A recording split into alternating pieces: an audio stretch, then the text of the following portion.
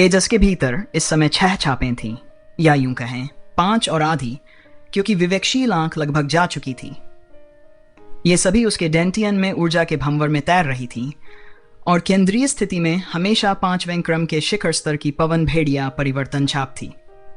इसी समय हाल ही में स्थिर हुई दिव्य लोमड़ी परिवर्तन की छाप अप्रत्याशित रूप से अपने आप सक्रिय हो गई। दृढ़ता और बिना किसी संकोच के ये मुख्य स्थान की ओर बढ़ने लगी। हालांकि यह हलचल छोटी थी, लेकिन इसने तेजस के ऊर्जा भंवर में गड़बड़ी पैदा कर दी और तीव्र उतार चढ़ाव तुरंत दिखाई देने लगे। उसके शरीर के भीतर अन्य 4 छापें भी बदलने लगीं।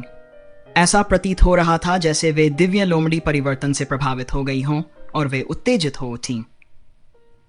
इस प्रभाव के चलते तेजस की ऊर्जा अनियमित हो गई और उसके भीतर बेतहाशा प्रवाहित होने लगी। उसका चेहरा तुरंत पीला पड़ गया।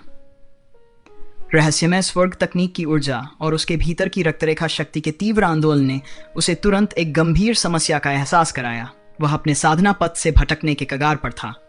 चाहे वह पहला, दूसरा या तीसरा जीवन काल हो, साधना विचलन हमेशा सबसे गंभीर समस्या होती थी। साधना विचलन का अर्थ था कि भले ही मृत्यु न हो, लेकिन गंभीर चोट अवश्य लग सकती थी। साधना का स्तर जितना ऊंचा होता, विचलन के परिणाम उतने ही भयावह होते, और ऐसे समय में कोई भी उसकी मदद नहीं कर सकता था। तेजस के गुरु अभय राव 9वें क्रम के एक शक्तिशाली व्यक्ति थे। हालांकि वे बहुत दूर थे और अपने शिष्य के शरीर में हो रहे परिवर्तनों को महसूस नहीं कर सकते थे, और अगर महसूस भी करते तो भी वे मदद नहीं कर पाते। रहस्यमय स्वर्ग तकनीक इस दुनिया में अद्वितीय थी। अब क्या करना चाहिए? तेजस की सबसे बड़ी ताकत थी कि वह महत्वपूर्ण घटनाओं के सामने हमेशा शांत रहता था। परिस्थिति जितनी गंभीर होती, वह उतना ही शांत हो जाता। इस अचानक साधना विचलन की शुरुआत से वह घबराया नहीं, बल्कि शांति बनाए रखी। उसने सबसे पहले सबसे खराब स्थिति के बारे में सोचा। उसकी ऊर्जा की अराजक गति को नियंत्रित नहीं किया जा सकता। अगर ऐसा होता तो उसे अपनी आत्मा के सागर में पोषित दिव्य चेतना के उस अंश को उत्तेजित करने के अलावा कोई विकल्प नहीं होता, जिसकी दुर्जेय शक्ति से वह अपने शरीर के भीतर सभी रक्तरेखाओं को जबरन तितर बितर कर सकता था, जिसे रहस्यमय स्वर्ग तकनीक की साधना अपने सही मार्ग पर लौटाती। यह सबसे बुरा परिणाम था, लेकिन पूरी तरह से अस्वीकार्य नहीं था। उसे बस ये सोचना था कि अपने विंड वुल्फ ट्रांसफॉर्मेशन के गायब होने की व्याख्या कैसे की जाए। तेजस के लिए यह बहुत कीमती था। यदि इसे संरक्षित किया जा सकता था तो उसे ऐसा करना चाहिए था। इसके अलावा उसने इन राक्षसी भगवान परिवर्तनों की छापों को अवशोषित करने में काफी मेहनत की थी और इन क्षमताओं से परिचित हो चुका था। उन्हें त्यागने का विचार उसे ईमानदारी से हिचकिचाहट में डाल रहा था। न केवल उसकी ताकत में काफी कमी आएगी, बल्कि उसे खोए हुए रक्तरेखा छापों को वापस पाने के लिए समय भी बर्बाद करना होगा। तो तेजस को अब क्या करना चाहिए? निस्संदेह उसकी साधना में विचलन का मुख्य दोषी दिव्य लोमड़ी परिवर्तन था। इसके एकीकरण ने अन्य राक्षसी देव परिवर्तन छापों को असंतुलित कर दिया, जिससे ये समस्याएं उत्पन्न हुई। साधना के विचलन से उत्पन्न होने वाला दर्द लगातार बढ़ता जा रहा था। हालांकि तेजस की मेरिडियन अपेक्षाकृत मजबूत थी, लेकिन वह केवल 9 साल का था। अगर ये जारी रहा तो उसके शरीर के फटने का खतरा था। इस समय उसे एक निर्णय लेना था। एक ही पल में उसने निर्णय कर लिया। अपनी मानसिक शक्ति को बलपूर्वक एकत्रित करते हुए उसने अपना ध्यान अपने डांटियन पर केंद्रित किया। इस समय दिव्य लोमड़ी की छाप पहले से ही केंद्र में स्थित थी, जबकि अन्य राक्षसी भगवान परिवर्तन छापें तीव्रता से उतार चढ़ाव कर रही थीं, मानो वे एक दूसरे के आगे झुकने को तैयार नहीं थीं। तेजस ने अपनी मानसिक शक्ति से उन्हें बलपूर्वक मार्गदर्शन करते हुए उनके क्रम को पुनः व्यवस्थित किया। दिव्य लोमड़ी की छाप केंद्र में रही, लेकिन तेजस ने दूसरे स्थान के लिए क्रोनोक्रोक ट्रांसफॉर्मेशन को चुना। इसके बाद गोल्डन रॉक ट्रांसफॉर्मेशन, फिर विंड वुल्फ ट्रांसफॉर्मेशन और अंत में फ्लैश लेपर्ड ट्रांसफॉर्मेशन। ये क्रम लगभग सबसे निचले से लेकर सबसे ऊंचे क्रम में थे।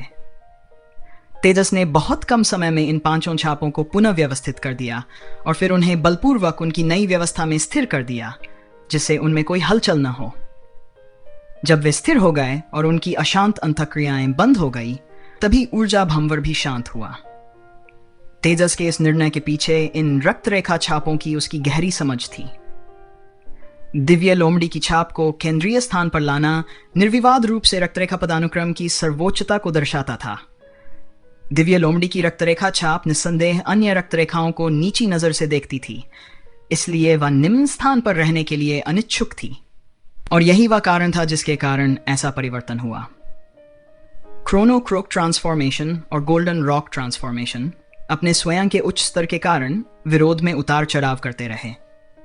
इसके विपरीत भले ही विंडवुल्फ ट्रांसफॉर्मेशन अब तक का सबसे मजबूत था, 5वें क्रम के शिखर पर इसके उतार चढ़ाव गंभीर नहीं थे।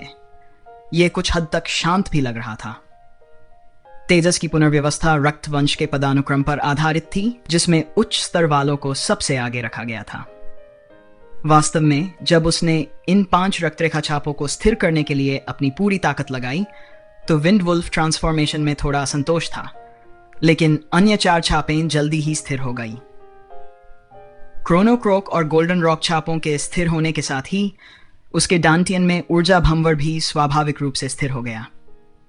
रहस्यमय स्वर्ग तकनीक का प्रभाव धीरे धीरे कम हो गया और दर्द भी जैसे ज्वार की लहर की तरह शांत हो गया।